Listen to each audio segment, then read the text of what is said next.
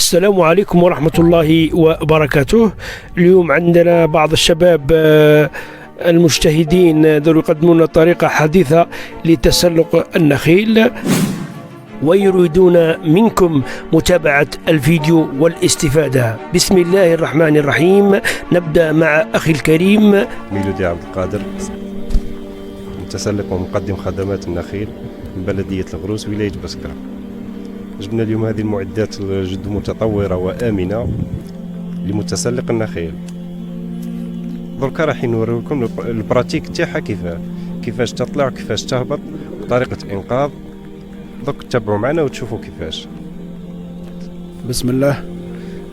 اسم سيدي مبروك جعفر من بلدية لواء، مقدم خدمات النخيل. مع هذا الماتريال الجديد الآمن هذا متحصلين عليه في معهد تكوين بتقرت في إطار الحملة تاع منظمة الاتحاد الأوروبي في التعاونية. وإن شاء الله درك نقدموا لكم الطرق كيفاه، وفيه 14 مهارة، نقدموا لكم 3 مهارات ولا 4 وتشوفوا الماتريال هذا والخدمة تاعو، وآمن ومليح ويساعد متسلقين النخيل. بسم الله الرحمن الرحيم. السلام عليكم. بن حامد زهير، بلدية الدوسن. شي لا نقول لكم عام قالوه الجماعة، ونشكر قناة قادة عياش.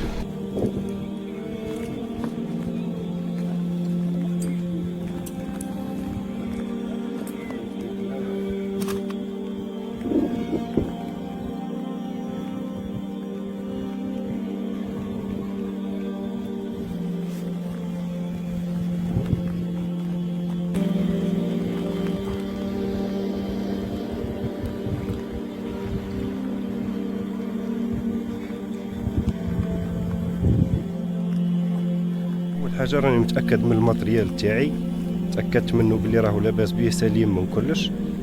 دوكا المعدات تاعي راهي آمنة بإذن الله من كل شيء. دوكا حنوريكم طريقة نزول المحترف، كيفاش كي تجي هابط من النخلة يقولوا لها نزول المحترف.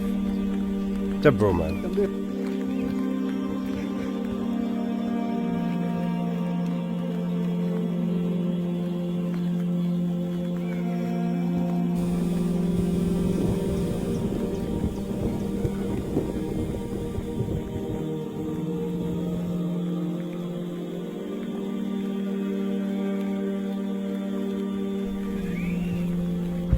الطريقة تاع عملية إنقاذ في حالة حدث عمل، مثلا قاس روحو بمنجل، صرات له حاجة، دوكا رايحين أغمية عليه باش نهبط معايا صديقي، ندير له عملية إنقاذ.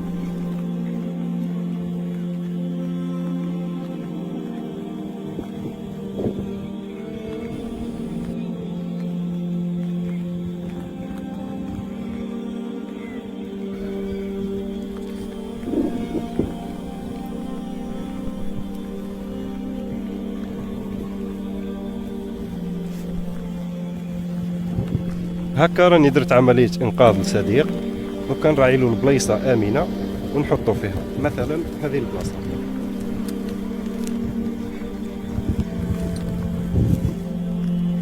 يطاشي الماتريال تاعي قدم له الإسعافات.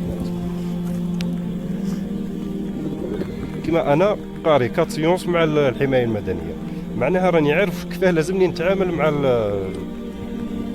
مع الحادث. مثلا مش عارف كيفاش يتعامل مع الحادث، لازم يراعي له بلايصه امنه يخليه فيها ويخرج لبرا، يقدم نفسه للحمايه المدنيه ويقول لهم باللي كاين حادث في البلاصه الفلانيه، ما تكوبيش حتى يكوبي رجل الحمايه المدنيه، وتخرج لبلايصه باينه ومعروفه باش كي يجوا الحمايه المدنيه يلقاوك.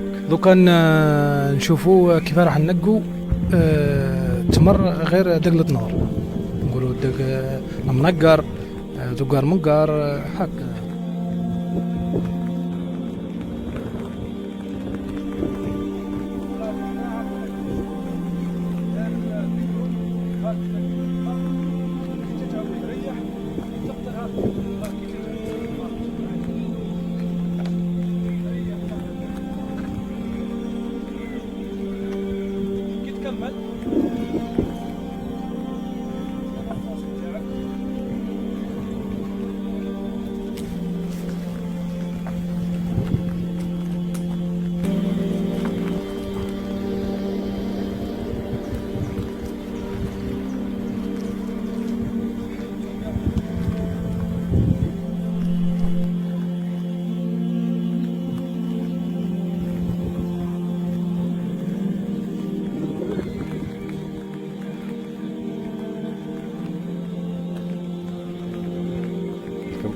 انا ننصح بهذا الماتريال، راهي معدات جد متطوره وجد امنه باذن الله. في حاله ما اذا خطا ولا تصرى غلطه ولا تصرى هذيك راها خطا من العامل، اما الماتريال راهو ما شاء الله.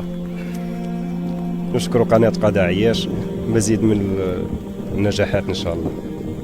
أنا ننصح بهذه المعدات وحذاري من التقليد، لأنها هذه آمنة ومش كما العدة التقليدية. ونطلب من السلطات والمديرية الفلاحية أنها تجيب لنا الفورماسيو هذا، وباه نكونوا الشبيبة تاعنا ويطلعوا بطريقة آمنة. ونشكر قضاء عياش والقناة وشكرا.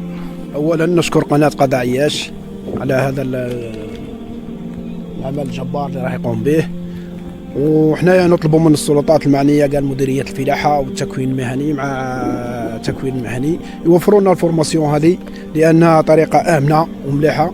وحنايا رانا تكوننا عن طريق الاتحاد الاوروبي في المعهد تاع تقرت، والطريقه هذه امنه. ودرك اليد العامله هذه تاع تسلق النخيل بدرت تنقص في بلادنا، ما كانش من الماتريال مقلد.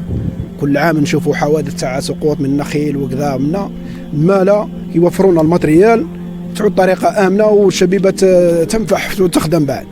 وشكرا.